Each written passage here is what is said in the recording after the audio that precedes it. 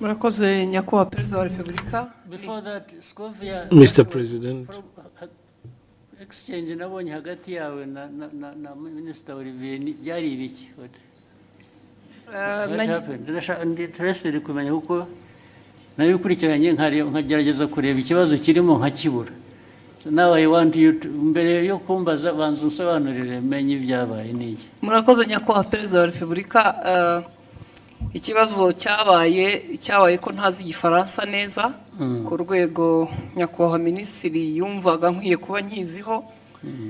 Ngerageza gushyira ijambo rye mu Kinyarwanda kugira ngo Abanyarwanda bumve. Aje kunsubiza ko ntabikoze neza. Hari ku cyumweru yakosoraga Ikinyarwanda ni ukuvuga ngo hari message yari yanditse cyangwa ubutumwa mu Gifaransa.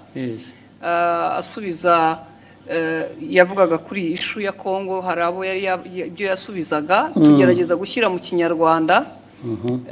Ngira ngo ntitwabivuga neza nk'uko Igifaransa kibivuga tugenekereje. Ariko se kuvuga neza hari icyo mwanyuranyijeho se cyo yavugaga? Ntabwo twakimenye kugeza ubu kubera ko ndavuga isi ushobora kubana yaravugaga ikintu mukagisobanura mu buryo butandukanye n'ibyo yavuze. Ubwo ni nko kuvuga ngo mwavuze ibyo atavuze, ariko hari no kuvuga ibyo yavuze wenda mu rurimi we yumva rudahagije. Biratandukanye. Yego, icyo cya kabiri nge nta kibazo mbonamo kuba wavuga ibyo navuze. N'ubu ngubu nimuva nugenda ugasobanura ibintu navuze cyangwa nashubije mu nzira iyo nabishyiragamo, ariko wenda ururimi rukagobwaho akantu gato, ntabwo nge nabibonamo ikibazo. Ariko ugiye ugahindura ibyo navuze Yesu ukavuga ko navuze no, ubwo biba byahinduye isura. Aho niho nagira ikibazo. Niko byagenze or what happened? ntabwo twigeze duhindura icyo yavuze.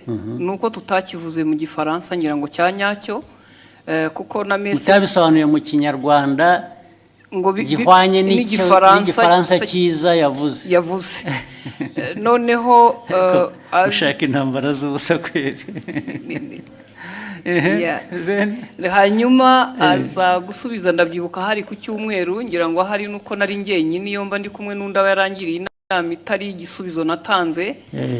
Kuko naje mvuga nti ntiwigeze utubwira ikosa twakoze ngo turikosore, kuko we yagaragazaga ko dukwiye gusubira kwiga Igifaransa. Kandi koko sinkizi, ariko abo dukorana bamwe baba bagerageje. Ngira ngo naho habaye kutumvikana na nyuma ndisegura kuko ntari ku rwego wenda rwo gusubiza. Ariko wiseguriraga iki? Ko nashubije Minisitiri ndi umunyamakuru muri urwo buryo.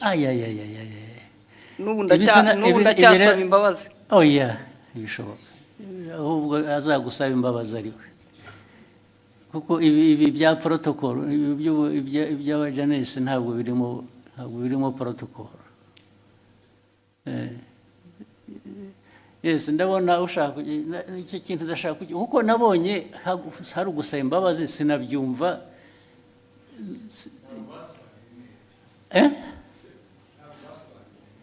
Kudasobanura neza ariko nabyo bifite ikindi bivuze bibiri. Neza ni ukuvuga ko ibyavugwaga mu Gifaransa si byo byavugwaga mu Kinyarwanda.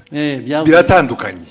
Si ukuvuga ko Ikinyarwanda cyari kibi. Oya, ntabwo cyasobanuraga icyo Igifaransa cyavugaga. Byanyuranye bite? Igifaransa cyavugaga byanyuranye bite?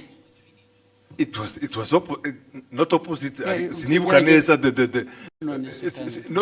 ariko icyo gihe twarabibonye twese tuti niba mutazi Igifaransa nta mpamvu yo gukomeza kuvuga mu Kinyarwanda mwihimbira. Ariko ubwo namwe mwagiye mu rurimi gusa ntimwareba content. Nge ndashaka kumbwira content. Nyakubahwa unyemereye buretse content nuko cyanyuranyijeho ni iki? Yavuze iki ku buryo kinyuranyije n'icyo undi yari yavuze? Aho izo mvi zanjye zintaye mu gihe kuko no ariko icyo nibuka icyo gihe kuko twese twabibonye icyo Minisitiri nta makosa yakoze. Avuga ati hari ibyo gihe navuze mwebe musobanura mubwira Abanyarwanda ibitari byo.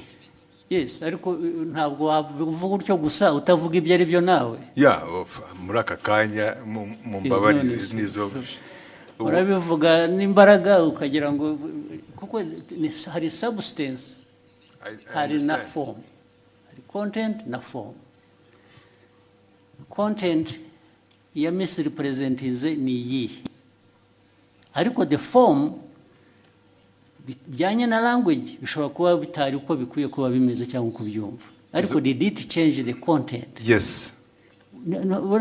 Uravuga yes nakubaza ntabwo bizi nibyo nibuka ariko niba ariko na minister nawe arahari of course